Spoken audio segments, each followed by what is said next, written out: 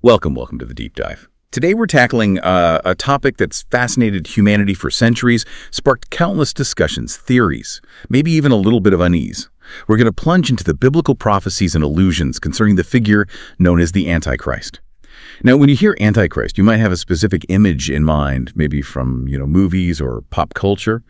But today, our mission is really to peel back those layers, go directly to the source material you've provided, and unearth every significant nugget of knowledge we can find, from direct prophecies to, some surprising allegories. Indeed. And while the term Antichrist itself is quite specific in how it's used biblically, the whole concept of this powerful, deceptive, persecuting adversary, it's actually woven throughout the entire fabric of both the Old and New Testaments. What's fascinating here, I think, is how the scriptures build this really consistent portrait of the figure through all these different descriptions and foreshadowings. Okay, let's unpack this. We've got a lot to cover here. Direct prophecies, these allegories you mentioned, our goal isn't just to list them, right? But to connect the dots, reveal maybe some surprising patterns, and help you understand what this multifaceted prophecy truly means. So let's begin our deep dive. Where should we start? Maybe the direct prophecies first. Yeah, that makes sense. We'll start where the term Antichrist actually appears, which is in the New Testament, and then we can work our way back to some of the foundational imagery in the Old Testament. Okay, so who actually uses the term Antichrist? Right. So John, in his letters, his epistles, he's the only biblical author to explicitly use that term, and he uses it in a very specific way. How so? Well, he talks about a singular Antichrist is coming, future tense, right? Suggesting one main figure. But then he also warns that many antichrists have come, present tense. He says they're already here. Oh, interesting. So it's both a future person and a current spirit, almost. Exactly. It emphasizes not just a future individual, but this present spirit of Antichrist that's already at work, kind of paving the way. And what characterizes an Antichrist for John, it's someone who denies the Father and the Son, specifically denying that Jesus is the Christ or denying that Jesus Christ has come in the flesh. So it's fundamentally a theological, a doctrinal opposition. Okay, got it. I guess this is where it gets really interesting with Paul's description in 2 Thessalonians, the man of lawlessness. That sounds pretty intense. It is. Paul's description is incredibly detailed and frankly quite chilling. He calls this figure the man of lawlessness and also the son of destruction. That immediately tells you about his inherent rebellion against God, against moral order, and, his ultimate destiny. And what does this man of lawlessness do? Paul says he opposes and exalts himself against every so-called God or object of worship, so that he takes his seat in the temple of God, proclaiming himself to be God. Wow. Takes his seat in the temple. Proclaiming himself God. That's audacious. Extremely. And his activity, Paul says his coming is by the activity of Satan with all power and false signs and wonders, and with all wicked deception for those who are perishing. So satanically powered deception. Precisely. And Paul also gives some timing clues. His revelation is held back by something called the restrainer. A bit mysterious, that bit. But he will appear before the day of the Lord, and his defeat is certain. Paul says he'll be killed with the breath of the Lord Jesus' mouth and brought to nothing by the appearance of his coming. So Paul wrote this to reassure the Thessalonians, right? Mm-hmm. They were worried the end times had already started. Exactly. He was saying, hold on, this specific guy has to show up first.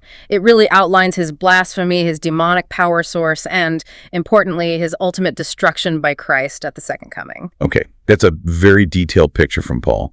But, when we talk about vivid, almost cinematic portrayals, my mind jumps straight to John's visions in Revelation. Those images are powerful. Oh, absolutely. Revelation gives us these incredibly vivid, symbolic portrayals.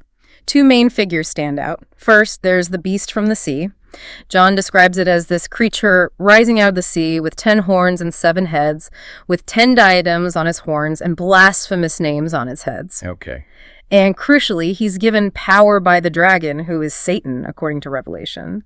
This beast has a mouth uttering haughty and blasphemous words and gets authority to make war on the saints and to conquer them. There's also this detail about one of his heads having a seemingly mortal wound that was healed. Suggests a kind of counterfeit resurrection, maybe. And there's a second figure working with this beast, isn't there? Yes, exactly. The false prophet. This is a second beast, but it comes up out of the earth. It looks deceptive, 2 horns like a lamb, but it speaks as a dragon. This figure is basically the propaganda machine. He performs signs, gets people to worship the first beast, and enforces the famous mark of the beast, 666, on the hand or forehead. So the first beast is political, military power, and the false prophet is religious economic control. That's a good way to see it. The first beast sets up this global oppressive system demanding allegiance, persecuting believers. The false prophet promotes the ideology, the false religion that supports it, and their end. Just like the man of lawlessness, total defeat. Revelation says the beast and false prophet are thrown alive into the lake of fire. Okay, so we've covered the main New Testament figures, the Antichrist spirit, the man of lawlessness, the beast, the false prophet. But you said this wasn't just a New Testament idea. What about the Old Testament? Were there hints before the word Antichrist even existed? Absolutely. While the term itself isn't there, the Old Testament is full of figures and prophecies that deeply foreshadow this ultimate adversary. They share characteristics like pride, blasphemy, persecution. Like who? What are some key examples? Well, probably the most significant is the little horn figure in the book of Daniel. Right, Daniel. He comes up a lot in prophecy, this little horn. It appears more than once. It does. In Daniel chapter 7, this little horn pops up out of a fourth beast representing some future powerful empire. It's different from the other horns. It has eyes like the eyes of a man and a mouth speaking great things. And what does it do? It made war with the saints and prevailed over them, speaks words against the Most High, and even tries to change the times and the law. Sound familiar? Yeah, very much like Paul's description. Exactly. And it's given authority for a specific period. A time, times, and half a time. Many scholars interpret that as 3.5 years. Then in Daniel chapter 8, there's another little horn. This one comes out of the Greek Empire after Alexander. He's described as having a fierce countenance, someone who understands riddles. He shall destroy mighty men and the saints, and this is interesting, by peace shall destroy many. Deception again. And his power, Daniel notes, is not by his own power, hinting at that supernatural satanic source. So Daniel establishes these core traits early on: power, blasphemy, persecution, a limited time. Precisely. And while these prophecies might have had partial fulfillments in history, like with Antiochus V Epiphanes, who we'll probably talk about later, they're widely understood to point ultimately to the Antichrist. The 10 horns linked directly to Revelation's beast, and the horn's defeat by the Ancient of Days clearly foreshadows the Antichrist's final destruction by Christ. Fascinating how it all connects. What about the king of the north in Daniel 11? How does he fit in? Right, Daniel 11. It traces a lot of history between the Seleucid and Ptolemaic kings after Alexander. But then you get to verses 36-39, and the description ramps up significantly. This king shall do as he wills. He shall exalt himself and magnify himself above every god, and shall speak astonishing things against the God of gods. He pays no attention to traditional gods, not even the one beloved by women. Some interpret that in different ways. Basically, he magnifies himself above everything. He honors a god of fortresses, like military might, and uses power for gain. So again, that self-exaltation, the blasphemy, Yeah. It goes beyond just historical kings. Yeah, the language there seems to exceed any purely historical figure from that era. It points towards that ultimate fulfillment in the Antichrist, this final intense wave of persecution and self-deification. Okay. And you mentioned one more from the Old Testament, something about a shepherd.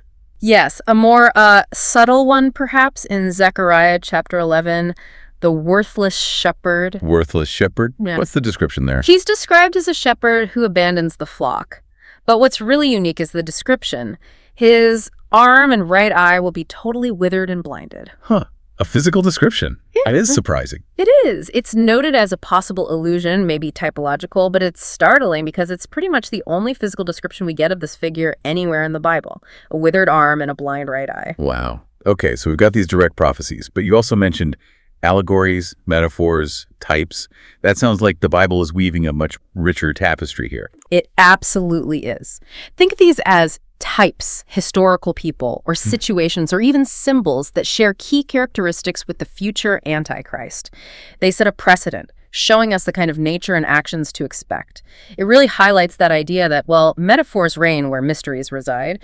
Scripture uses these rich, symbolic examples to give us a deeper understanding than just a label could. Right, so it's giving us patterns to recognize. Where do these patterns start in the Old Testament? You could argue they start right at the very beginning. Genesis 3, with the serpent. The original deceiver. Exactly, the first deceiver leading to the fall, identified later as Satan, and God immediately prophesies this ongoing conflict between the serpent's seed and the woman's seed, which points to Christ.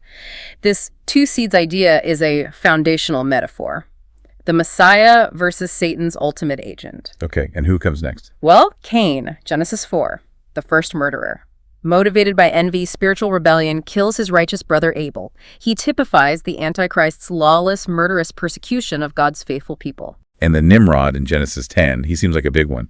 Founder of Babylon. Definitely significant. Described as a mighty hunter before the Lord, which might not be a compliment depending on interpretation.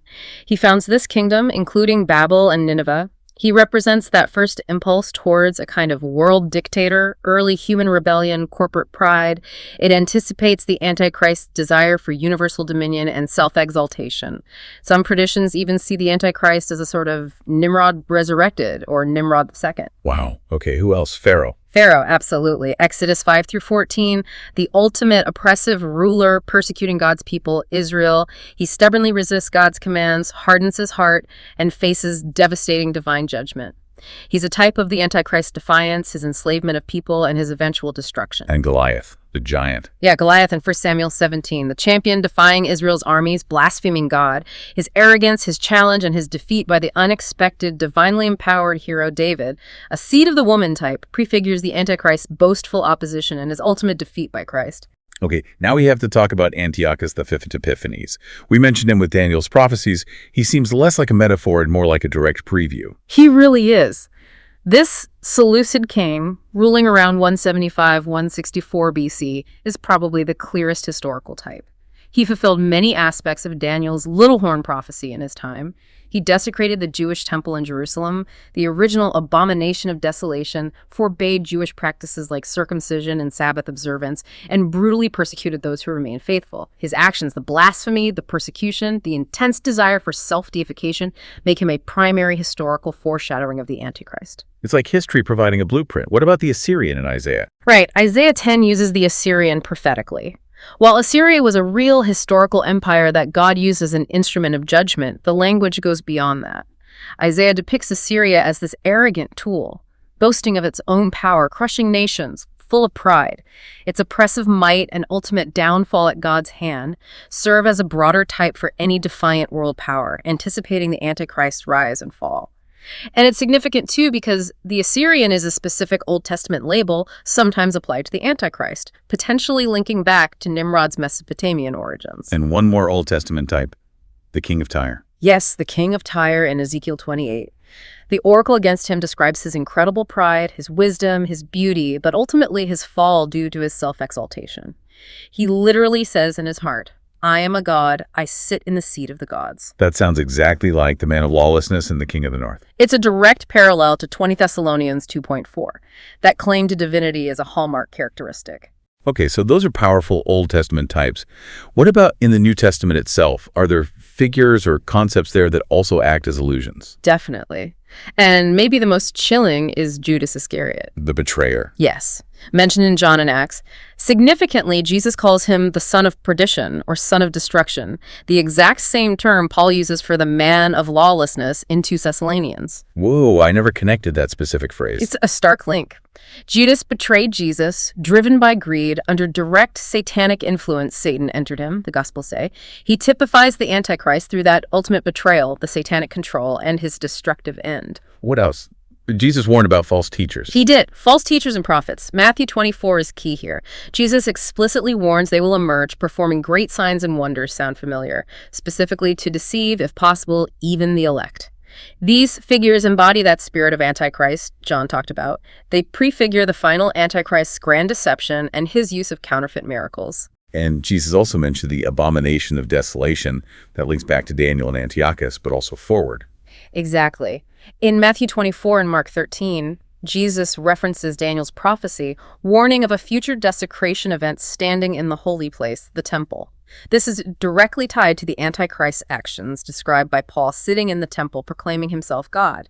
It's his ultimate act of defiance against God, symbolically. Okay, and then in Revelation, besides the beast and false prophet, there's that whole system, the whore of Babylon. Yes, the whore of Babylon, riding the beast in Revelation 17 and 18. She's this powerful, allegorical figure representing a corrupt, idolatrous world system, often interpreted as a false religious system or maybe a global economic or political entity totally opposed to God. This whore system works with the beast, embodying the pervasive evil, the seduction, the materialism, the persecution that characterizes the Antichrist's reign. And like the beast, it faces utter destruction from God. And then finally, just the general concept of demonic influence. Yeah, I think demonic possession or influence itself serves as a kind of type. When you see instances like Satan entering Judas or other accounts of demonic control in the Gospels, it illustrates the potential for profound evil when a human fully yields to Satan.